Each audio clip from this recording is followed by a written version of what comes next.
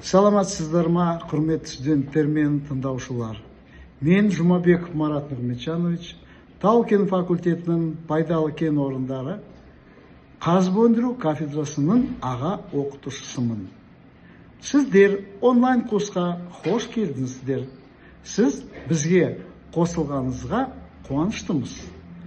Курс бойынша қысқаша мағлұмат бере кетсем, тік оқпандарды салу технологиясы пәні тау-кен білім беру бағдарламасына бейімдеуші пәндер цикл құрамында болып, таңдау компонентіне кіреді.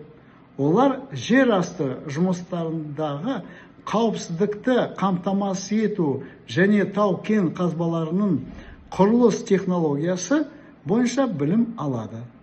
Басқа базалық профильді пәндердің теориялық және тәжірибелік материалдарының сұрақтарын зерттеу тау-кен ісі аймағында жоғары біліктілікті мамандарын дайындауға мүмкіншілік береді. Оқуда сәттілік тілейміз.